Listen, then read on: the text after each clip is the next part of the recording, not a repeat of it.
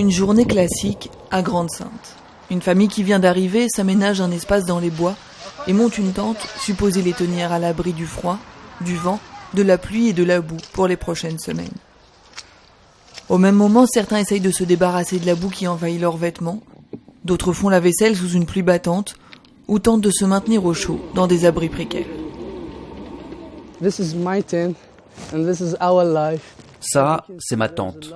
Voilà à quoi ressemble notre vie. Comme vous pouvez le voir, il y a beaucoup de déchets par ici.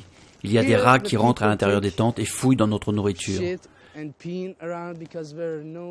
Les gens font leurs besoins ici parce qu'il n'y a plus de toilettes. Elles débordent, elles sont dans un mauvais état. On ne peut pas les utiliser.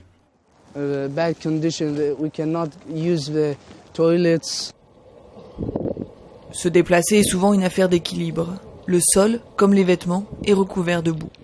Il n'y a pas assez de latrines, ni de douches. Les déchets qui s'entassent attirent les rats, et la police empêche les volontaires d'approvisionner le camp en abri adapté à l'hiver, alors que la température approche de zéro. Vous voyez ce qui se passe ici, ce n'est pas de la pluie, c'est de la grêle. Il grêle, il y a de l'eau par terre jusqu'aux genoux. Et on n'a pas le droit d'emmener des tentes. Heureusement, certaines personnes ont réussi à amener quelques tentes pour que les gens puissent être au sec. On n'a pas assez de nourriture. Il n'y a que des volontaires et 2 organisations qui sont autorisées à aider les gens, à leur donner de la nourriture, à les garder au chaud.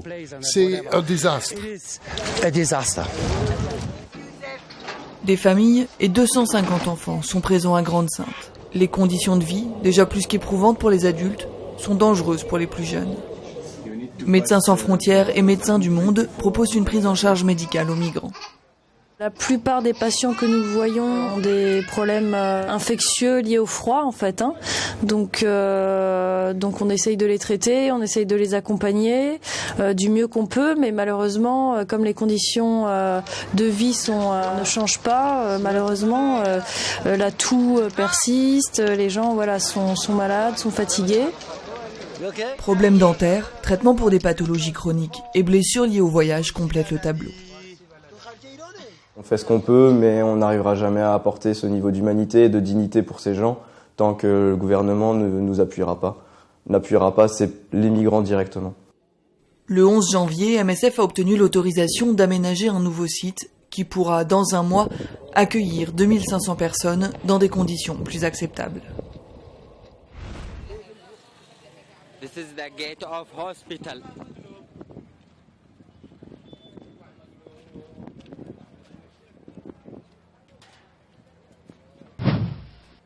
L'impact des attaques successives sur les structures MSF va crescendo. Si à Aïdan, MSF n'a pas eu à déplorer de victimes, à Taïz, 9 personnes, dont 2 personnels MSF, ont été blessées, et à Razé, enfin, 6 personnes sont mortes et au moins 7 personnes ont été blessées. L'accès aux soins se réduit drastiquement pour la population, notamment dans le nord du pays où un grand nombre de centres de santé ont été détruits ou sont désormais désertés. On aimerait que les espaces médicaux, les hôpitaux, nos cliniques soient respectés et jouissent de la neutralité auquel elles ont droit. Ça ne devrait pas être des cibles militaires du tout. Parce que ce qui nous arrive ici, nous à Aïdan, ce qui nous est arrivé à Al-Azhar hier, ça arrive dans tout le pays. Les hôpitaux sont visés, détruits, du personnel médical et des patients tués ou blessés, et c'est inacceptable. On ne peut vraiment pas garantir à qui que ce soit qu'on ne va pas être l'objet d'un bombardement le lendemain dans nos hôpitaux. Et toutes nos équipes doivent aller au travail tous les matins avec ça. Donc non, on aimerait vraiment bien que ça finisse et trouver un modus operandi clair avec les forces en présence. Ces ruines sont celles de l'hôpital d'Aïdan, dont dépendaient 200 000 personnes. Aujourd'hui, un blessé grave devra faire plusieurs heures de route pour être pris en charge par l'hôpital le plus près, et ses chances de survie sont quasi nulles.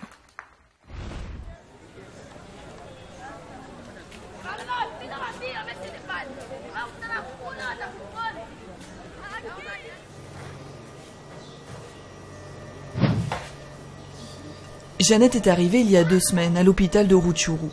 C'est sa maman qui a amené la petite fille, âgée d'à peine 1 an et déjà sévèrement malnutrie. Conséquence de la malnutrition, des œdèmes, mais surtout une infection généralisée qui force Bernard, le superviseur des soins intensifs, à garder la petite dans son service. Je pense que sa malnutrition était due à un sevrage précoce et brusque. À 1 année d'âge, son petit frère est déjà né. Alors du fait qu'il n'a pas profité, n'a pas eu suffisamment du lait maternel, c'est pour cette raison qu'il s'est vite plongé dans un état de malnutrition sévère qui était aussi très précoce. La malnutrition n'est qu'une infime partie des cas gérés par Bernard et son équipe. Le sevrage en est une cause, mais aussi l'absence de structures de santé dans les zones plus éloignées qui forcent les familles à parcourir de grandes distances pour accéder à l'hôpital. Le paludisme, les violences sexuelles endémiques, des cas de choléra. Après 10 ans de présence dans le Nord Kivu, les équipes MSF restent témoins des immenses besoins de la population.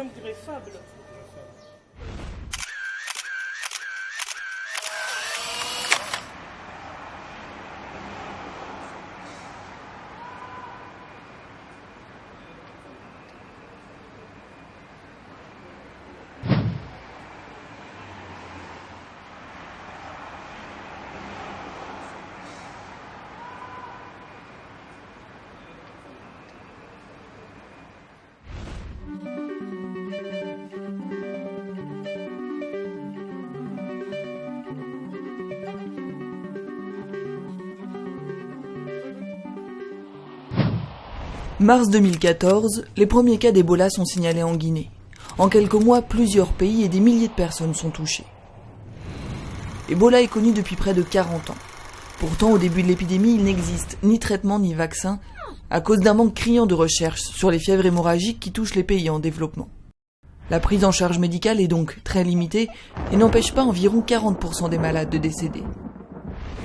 En janvier 2015, les différents traitements et vaccins potentiels commencent enfin à être testés sur le terrain. Certains de ces essais cliniques ne seront pas menés à terme, d'autres ont commencé trop tard pour bénéficier d'un nombre de patients suffisant. Côté traitement, seul le Zimap, un médicament à base d'anticorps, et le Favipiravir, un antiviral, sortent du lot. Mais dans les deux cas, il va falloir davantage de recherche pour mieux documenter leur efficacité. Seul un vaccin a pu être testé en Guinée sur un nombre suffisant de personnes et avec d'excellents résultats. Aucune des personnes qui ont reçu le vaccin juste après un contact avec un cas d'Ebola n'avait développé la maladie 10 jours après. C'est à l'heure actuelle la nouvelle la plus prometteuse. Cette épidémie d'Ebola, la pire de l'histoire, a fait plus de 28 600 malades et 11 300 décès. Pourtant, si de nouveaux cas se déclarent, le seul moyen de pouvoir administrer l'un des traitements candidats à des malades serait de nouveau dans le cadre d'essais cliniques. À défaut de traitement ou de vaccin approuvé, la réponse à l'épidémie aura au moins permis aux acteurs d'accumuler des expériences précieuses. Et des quantités de données collectées doivent encore être analysées pour enrichir le corpus de connaissances sur la maladie et améliorer la réponse aux futures épidémies. Un exemple, les survivants. Dans le comté de Montserrado, là où se trouve la capitale du Libéria, on en dénombre 1 millier, 350 d'entre eux sont suivis par Médecins sans frontières. Les séquelles de la maladie les plus courantes, douleurs articulaires, problèmes ophtalmologiques, mais aussi stress post-traumatique ou dépression. De rares cas de rechute ou de contamination par des survivants ont montré que le virus survivait dans l'organisme plus longtemps que ce que l'on supposait jusqu'alors. Combien de temps exactement ?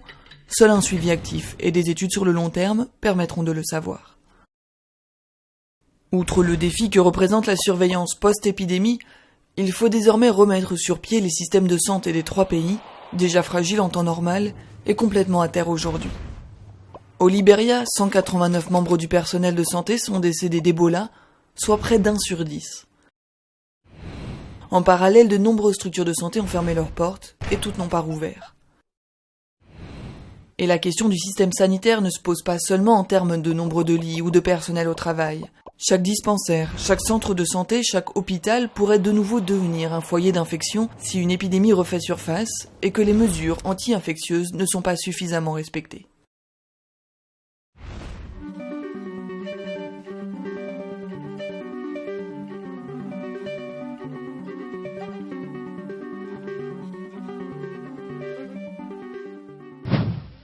Les hôpitaux que j'ai pu voir aujourd'hui ne fonctionnent plus. Le système de santé est catastrophique.